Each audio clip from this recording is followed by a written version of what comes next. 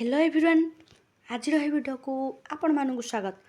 तो पिला माने आज भिडियोटी आपण मन बहुत पिला माने गुरुत्वपूर्ण कहीं पिला माने कारण तुम भर अधिकांश पिला कमेंट कर ना मैम इथिक्स वैल्यू जो आमर अच्छी कौन अच्छी पिला माने इथिक्स वैल्यू आम जो VSC पेपर अच्छी 100 मार्कर सेटा आम ओडिया लिखबू ना इंग्लिश लिखबू। ओडिया लिखले भल मार्क मिलिबो ना इंग्लिश लिखले अधिक मार्क मिलिबो। तो कोउटा रे अधिक मार्क मिलिबो कोउटा लिखले भल हबो तम मानो पई हैला पिला माने। आ खाता देखा प्रक्रिया केमिति कोन रहिबो ए थर्ड सेमिस्टर एग्जाम रे सब पिला माने डिटेल्स रे आपन को एही गोटे वीडियो रे मु क्लियर कर देबी। हैला कि पिला माने आपन मानकर सब डाउट क्लियर कर देबी। बस आपन को गोटे काम करिया अछि वीडियो को फास्ट टू लास्ट पर्यंत बिना स्किप रे देखाइर अछि कारण सबू पिला माने डिटेल्स से मु तुम को कहबी तुम धैर्य धरिकी वीडियो को देख।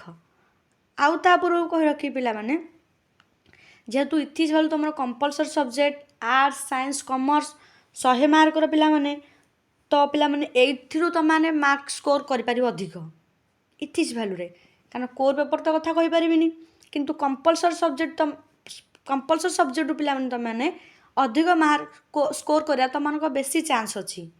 तो से अनुसार तुम मैंने कि ट्रिक्र सहित अधिक मार्क स्कोर कर तो से उपर भिडटा आज अच्छी। पूर्व कही रखी पिला आम चैनल रे जो मैंने नुआ अच्छा किए जाए चैनल को सब्सक्राइब करना दयाकोरी चैनल को सब्सक्राइब कर रखु कारण आम चैनल आपण मानू एग्जाम टाइम रे बहुत ही हेल्प करे पिलाने है पिला माने। आ सिलेक्शन क्वेश्चन कथा पिला माने सिलेक्शन क्वेश्चन साइंस रो माइनर पेपर सबू अपलोड करा सरी VSC रो आंसर अपलोड सरी MDC रो भी सरी सिलेक्शन क्वेश्चन आ जहाँ भी जहाँ दरकार कमेंट रे आपण माने कहि दियंतु मु तापर वीडियो आनी फ्री हेकी प्लेलिस्ट से सब प्लान अच्छी चेक कर दियो जाइकी। तो बर्तमान टॉपिक ऊपर आसिया प्लान इथिक्स वैल्यू जो वैल्यू एडेड कोर्स माने तुम VSC अच्छी ताको आम ओडिया लिखिले हम ना इंग्लिश लिखिले हम। तो पिलाने प्रथम कथा है तुम तुम कॉलेज रे पिला देख कौथे पढ़ा तुम कॉलेज रे ओडिया रे पढ़ा ना इंग्लिश रे पढ़ा पिलाने फास्ट कथा तुम आग यहाँ बुझ फास्ट पॉइंट तुम कॉलेज ओडिया पढ़ा ना इंग्लिश रे पढ़ा तुम कमेंट कर दियो ओडिया ना इंग्लिश रे पढ़ा पिलाने आम एपट कॉलेज रे पिला माने ओडिया रे पढ़ा है पिला माने ओडिया रे पढ़ा जेहेतु ओडिया रे पढ़ा ओडिया रे को पढ़ा कारण पिला माने एपट पिला माने प्रिफर कले ना आमको ओडिया रे पढ़ातु कारण तुम जानथबो टिके तुम आर्ट्स पिला मानू सब पिला कथा कहूनी पिला माने आर्ट्स पिला अधिकांश पिला इंग्लिश भी लिखते किंतु किसी पिला इंग्लिश प्रिफर करि पारंतिनी माने इंग्लिश रे माने एते भी लिखि पारंतिनी माने ताकू टिके प्रॉब्लम हुए सबुतक से इंग्लिश लिखिए माने प्रॉब्लम टिके हो जिवो कारण 32 पेज देथिबो ना निहाती 22 ऊपर को तुम लिखार अच्छी तो प्रिफर करि पारंतिनी पिला माने टिके साइंस पिला तांकर हो जाए किंतु सब पिलांकर पिलाने समान न थाए तुम मानक आग प्रिफर कर कॉलेज कौन पढ़ाऊँ कॉलेज रे ओडिया पढ़ाऊँ कि इंग्लिश पढ़ाऊँ जदि ओडिया पढ़ाऊँ पिलाने जदि ओडिया पढ़ाऊँ तुम पाठ एक पाठ आम पिला दरकार कॉन्सेप्ट क्लियर तुम मान कॉन्सेप्ट क्लियर दरकार पिलाने तुमने ओडिया रे कर कि इंग्लिश रे कर तुम ओडिया पिलाने सब पिला कहूँ पिलाने ओडिया आग कॉन्सेप्ट क्लियर कर कल कॉन्सेप्ट क्लियर ओडिया हो गला बुझीगल पाठटा को तुमने तो कौन कर पिला माने एग्जाम रे तुम ओडिया रे लिखिले हम इंग्लिश लिखिले हम तुम इच्छा जोटा पिलाने तुम यदि ओडिया लिखि पार भल इंग्लिश लिखि पारे भी भल है पिला माने कारण सब पिला ओडिया लिखि पारिबेनी कि सब पिला इंग्लिश भी लिखि पारिबेनी कारण साइंस पिला कथा कहबी अधिकांश पिला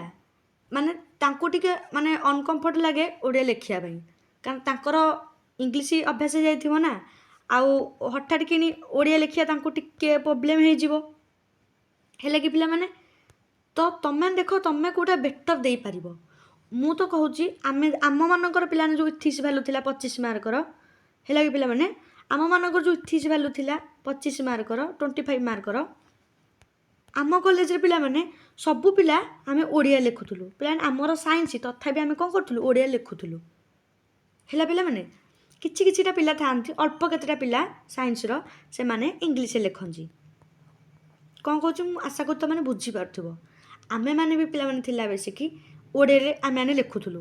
କ'ଣ ପାଇଁ ପିଲାମାନେ? କାରଣ ଆମେ କୋର୍ ପେପରକୁ ଟିକେ ଟାଇମ୍ ଅଧିକ ଦେଉ, କାରଣ ଇତିହାସ ବେଳେ ଆମର 25 ମାର୍କ ଥିଲା, ତ ଏତେ ଆମେ ଧ୍ୟାନ ଦେଉନଥିଲୁ। ତ ଯାହା ଟିକେ ବୁଝାବୁଝି କରିକି ଯାଇଥିବୁ, ଏକ୍ଜାମ୍ ପୂର୍ବରୁ ଦେଖିକି ଯାଇଥିବୁ, ତ ଆମେ ଓଡ଼ିଆରେ ପ୍ରିଫର୍ ଆମେ ଓଡ଼ିଆରେ ଲେଖୁ। ହେଲା ପିଲାମାନେ, ଆଉ ରହିଲା ତୁମର ଏଇଟା ବୋଧେ 100 ମାର୍କର ପିଲାମାନେ। ଯଦି ବି ତୁମେ ଓଡ଼ିଆରେ କନସେପ୍ଟ କ୍ଲିୟର ହେଉଛ, ତୁମେ ଟ୍ରାନ୍ସଲେଟ୍ କରି ତାକୁ ଇଜିଲି ଇଂଲିଶରେ ବି ଲେଖିପାରିବ। କିନ୍ତୁ ପିଲାମାନେ ତୁମ ଟାଇମ୍ ନିଜର ଲସ୍ ହେବ। ଯେଉଁମାନେ ଇଂଲିଶରେ କମ୍ଫର୍ଟେବୁଲ୍, ଇଂଲିଶରେ ତୁମମାନେ ଲେଖ, ବଢ଼ିଆ ମାର୍କ ପିଲାମାନେ ମିଳିବ ଇଂଲିଶରେ।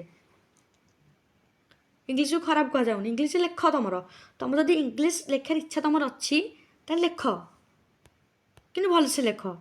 ଆଉ ଓଡ଼ିଆରେ ଯେଉଁମାନେ ଭଲ ୱାର୍ଡ଼ ଦେଇକି ଲେଖିପାରିବ, ଓଡ଼ିଆରେ ଅଧିକାଂଶ ପିଲା ଓଡ଼ିଆ ମୁଁ ଲେଖିବି, ମୁଁ ଜାଣିଛି ପିଲାମାନେ ଯେଉଁମାନେ ଲେଖୁଛ ବି ଓଡ଼ିଆ କନସେପ୍ଟ କ୍ଲିୟର ହେଇଯାଅ, ବାସ୍ ଓଡ଼ିଆ ଲେଖ, କିଛି ତୁମର ପ୍ରୋବ୍ଲେମ୍ ହେବନି ଓଡ଼ିଆ ଲେଖିଲେ।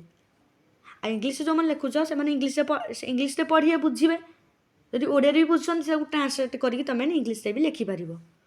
ସେଇଟା ପିଲାମାନେ ଫାଷ୍ଟ ମୁଁ କହୁଛି ଓଡ଼ିଆ ତୁମମାନେ କନସେପ୍ଟ କ୍ଲିୟର ହେଇଯାଅ। ଓଡ଼ିଆରେ ଯେଉଁମାନେ ଓଡ଼ିଆ ଲେଖୁଛ ଓଡ଼ିଆରେ ତୁମମାନେ ଲେଖିପାରିବ ବୁଝିକି।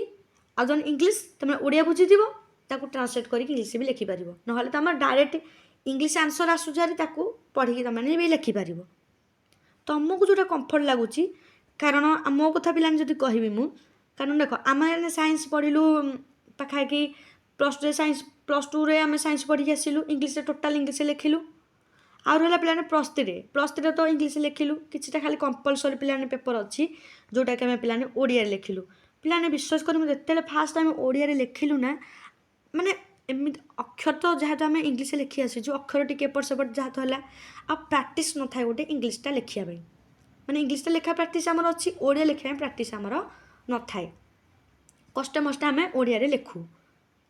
ତ ହେଇ ପ୍ରୋବ୍ଲେମ୍ ଯଦି ପିଲାମାନେ ତୁମର ହେଉଛି, ତାହେଲେ ତୁମେ ଇଂଲିଶରେ ଲେଖ, କିଛି ପ୍ରୋବ୍ଲେମ୍ ନାହିଁ। ଇଂଲିଶରେ ବଢ଼ିଆ ମାର୍କ ମିଳିବ ବି, ଆଉ ଓଡ଼ିଆରେ ବି ବଢ଼ିଆ ମାର୍କ ମିଳିବ।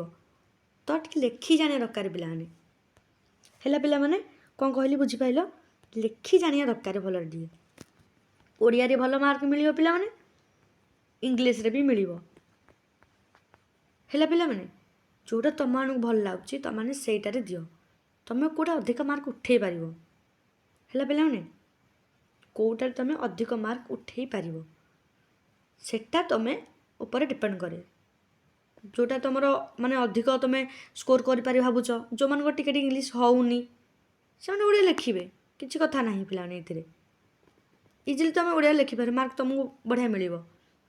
ହେଲା ପିଲାମାନେ, କିନ୍ତୁ ପ୍ରାୟୋରିଟି ଟିକେ ଇଂଲିଶକୁ ରହିବ।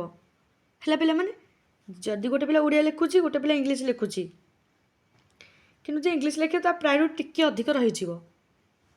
ହେଲା ପିଲାମାନେ, ଆଉ ଓଡ଼ିଆରେ ବି ଯଦି ତୁମେ ଲେଖୁଛ ସେମିତିଆ ଲାଙ୍ଗୁଏଜ୍, ଓଡ଼ିଆ ମାନେ ଭଲ ଲାଙ୍ଗୁଏଜ୍ ଦେଇକି, ଭଲ ଇଣ୍ଟ୍ରୋଡକ୍ସନ୍ ଦେଇକି ଲେଖିବ, ତାହେଲେ ଇଂଲିଶ ଅପେକ୍ଷା ତୁମମାନଙ୍କୁ ବି ମାର୍କ ବଢ଼ିଆ ମିଳିବ। ହେଲା ପିଲାମାନେ, ଲେଖାରେ ପିଲାମାନେ ଲେଖା ଅଛି, ତୁମେ ଜଷ୍ଟ ଏଇତକ ଲାଇନ୍ ଦେଖ, ଗୋଟେ ପିଲା ଲେଖିଲା, ବାସ୍ ସେକୁ ଟିକେ ଡିଫରେଣ୍ଟ ୱେରେ ତୁମେ ଯଦି ସଜେଇକି ଭଲସେ ଲେଖିଦ, ତାହେଲେ ଆଟ୍ରାକ୍ଟ ସେଇଟା ହିଁ ହେବ ନା। ଯେଉଁଟା ତୁମେ ସଜେଇକି ଭଲସେ ଲେଖିଲ, ଷ୍ଟାଇଲ୍ ଡିଜାଇନ୍ କରି ହେଡ଼ିଙ୍ଗ ଦେଇକି ଲେଖିଲ, ତ ପିଲାମାନେ ଆଟ୍ରାକ୍ଟିଭ୍ ସବୁବେଳେ ଖାତାକୁ ସବୁବେଳେ ଆଟ୍ରାକ୍ଟିଭ୍ କରିବ। ଯାହାଫଳରେ ମାର୍କଟା ତୁମକୁ ଯେ ଖାତା ଦେଖୁଥିବ ତାକୁ ଆଉ ପଢ଼ିବାକୁ ପଡ଼ିବନି, ଉପରୁ ଦେଖିକି ସେ ମାର୍କ ଦେଇଦେବ ତୁମମାନଙ୍କୁ। ହେଲା ପିଲାମାନେ, ଯାହା କହୁଛି ଆଶା କରୁଛି ବୁଝିପାରୁଛ ତୁମମାନେ। ତ ତୁମମାନଙ୍କ ଡାଉଟ୍ କ୍ଲିୟର ହେଇଥିବ। ଯଦି ତୁମ କଲେଜରେ ଓଡ଼ିଆରେ ପଢ଼ାଉଛନ୍ତି, ତ ଓଡ଼ିଆରେ ତୁମମାନେ କନସେପ୍ଟ ଓଡ଼ିଆରେ ହିଁ କ୍ଲିୟର ହେଇଥିବ ନା। ତ ତୁମମାନେ ଯେହେତୁ ପଢ଼ିଛ ଓଡ଼ିଆରେ, ଇଂଲିଶରେ ଲେଖିଲେ ତୁମର ଅସୁବିଧା ଟିକେ ହେବ, ତ ତୁମମାନେ ଓଡ଼ିଆରେ ଲେଖ। ଆଉ ଯେଉଁମାନଙ୍କର ଯେଉଁଠି କଲେଜ ମାନଙ୍କରେ ଇଂଲିଶରେ ପଢ଼ା ହେଉଛି, ତ ସେମାନେ ଇଂଲିଶରେ ବି ଲେଖିପାରିବେ, କିଛି ଅସୁବିଧା ନାହିଁ। କିନ୍ତୁ 100 ମାର୍କରୁ ତୁମମାନେ ମାନେ ଅଧିକ ସ୍କୋର୍ କର ପିଲାମାନେ ଯେମିତି, କାରଣ ମାର୍କ ତୁମମାନଙ୍କୁ ଏଇଥିରେ ଉଠିବାର ଅଛି। ଆଉ ସିଲେକ୍ସନ୍ କୋଶ୍ଚିନ୍ ତ ତୁମମାନଙ୍କୁ ଦିଆହେଇଛି ଭିଏସିର ଆନ୍ସର୍ ସହିତ ଦେଇଛି ବି ମୁଁ, ବହୁତ ଓଡ଼ିଆ ଆଉ ଇଂଲିଶରେ। ଯେଉଁମାନେ ବି ଦେଖିନ କି ପ୍ଲେ ଲିଷ୍ଟରେ ତୁମମାନେ ଯାଇକି ଦେଖିପାରିବ। ହେଲା ପିଲାମାନେ, କିନ୍ତୁ ପିଲାମାନେ ଆମର ଯେଉଁ ଇଥିକ୍ସ ଭ୍ୟାଲ୍ୟୁ 25 ମାର୍କ ଥିଲା, CBSE ସିଲାବସ୍ ଅନୁସାରେ ପିଲାମାନେ, ମୁଁ କାହା କଥା କହିପାରିବିନି ତ, କିନ୍ତୁ ଆମ ପିଲାମାନେ ଆମେ ଯେତିକି ଥିଲୁ ସବୁ ସାଇନ୍ସ ପିଲା ହେଇକି ବି ଆମେ ଓଡ଼ିଆ ଲେଖୁଥିଲୁ। କାରଣ ଓଡ଼ିଆ ଲେଖିବା ବି ପ୍ରାକ୍ଟିସ୍ ରଖିବା ଦରକାର ପିଲାମାନେ। ସବୁ ଖାଲି କ'ଣ ଇଂଲିଶ ଲେଖିଲେ ହେବ? କିଛି ଜିନିଷ ଓଡ଼ିଆରେ ଲେଖିବା ଦରକାର। ଆମେ ତ ସବୁ ପେପର ଆମେ ସବୁ ପେପର ତ ଇଂଲିଶରେ ଦେଉଛୁ, ଥରେ ଓଡ଼ିଆରେ ଦେବା କଥା ନିହାତି। ତ ଆମେ ଓଡ଼ିଆରେ ହିଁ ଏକ୍ଜାମ୍ ଦେଉ, ମାର୍କ ବି ଠିକ୍ଠାକ୍ ଆସେ। ତ ତମ ଇଚ୍ଛା ପିଲାମାନେ, ତମେ ଉପରେ ଡିପେଣ୍ଡ କରେ ତମେ କେଉଁଟା ଲେଖିପାରିବ। ସେମିତି କିଛି ନାହିଁ ଓଡ଼ିଆରେ ଭଲ ମାର୍କ ଇଂଲିଶରେ ଭଲ ମାର୍କ, କିନ୍ତୁ ପ୍ରିଫର୍ କରିବି ପିଲାମାନେ ମୋ ଯଦି ଦୃଷ୍ଟିରୁ ଦେଖିବି ତ ଯେଉଁମାନେ ଇଂଲିଶ ଭଲ ମାନେ ଲେଖିପାରୁଛନ୍ତି, ଇଂଲିଶ ଲେଖ, ସାଇନ୍ସ ପିଲାମାନେ ଇଂଲିଶ ଲେଖ, କିଛି ପ୍ରୋବ୍ଲେମ୍ ହେବନି ବି। ଓଡ଼ିଆ ଲେଖିଲେ ବି କିଛି ପ୍ରୋବ୍ଲେମ୍ ହେବନି। ଆଉ ବାକି ଯେଉଁମାନଙ୍କର ରହିଲେ ସେମାନେ ତାଙ୍କୁ ଯେଉଁଟା ପ୍ରିଫର୍ ଲାଗୁଛି ସେଇଟା ତୁମେମାନେ ଲେଖିପାରିବ। ଓଡ଼ିଆ ଲେଖିଲେ ଭଲ ହେବ, ଇଂଲିଶ ଲେଖିଲେ ବି ଭଲ ହେବ। ହେଲା ପିଲାମାନେ, କାରଣ ଅଧିକାଂଶ ପିଲା ଦେଖିବାକୁ ଗଲେ ଓଡ଼ିଆ ପ୍ରିଫର୍ କରିବେ, କାରଣ କନସେପ୍ଟ ତାଙ୍କର ତୁମେ ଓଡ଼ିଆ ଲେଖ ବି ଠିକ୍ ମାର୍କ ପିଲାମାନେ ମିଳିବ। ତୁମ ଇଚ୍ଛା ପିଲାମାନେ, ତୁମ ଉପରେ ଡିପେଣ୍ଡ କରେ। ମୁଁ ଖାଲି କହିବା କଥା କହିଦେଲି, ବାସ୍ ତୁମମାନେ ଯେଉଁଟା ତୁମ ସୁଇଟେବୁଲ୍ ହେବ ତୁମମାନଙ୍କୁ ସେଇଟା ତୁମମାନେ ଲେଖିବ। ଆଶା କରୁଛି ପିଲାମାନେ ଭିଡ଼ିଓଟି ତୁମମାନଙ୍କୁ ବହୁତ ହି ଭଲ ଲାଗିଥିବ। ଯାହା ଥିଲା ପିଲାମାନେ ତୁମମାନଙ୍କ ସହିତ ମୁଁ ସେୟାର କଲି, ଯାହା କଥା ସବୁ ଅଛି କେମିତି କ'ଣ ଲେଖିବ କହିଲି ପିଲାମାନେ, ଏଇଟାରେ ତୁମମାନଙ୍କୁ ମାର୍କ ସ୍କୋର ଅଧିକ କରିବାର ଅଛି। ସେ ଓଡ଼ିଆ ଲେଖ କି ଇଂଲିଶ ଲେଖ, କିନ୍ତୁ ଆଟ୍ରାକ୍ଟିଭ୍ ୱେରେ ଲେଖିବାର ଅଛି। କେମିତି କ'ଣ 9 SCB ଉପରୁ ମାନେ ରଖିବ, ତାପରେ ମୁଁ ନେକ୍ସଟ ଭିଡ଼ିଓ ଆଣିବି। ରହୁଛି, ଜୟ ଜଗନ୍ନାଥ।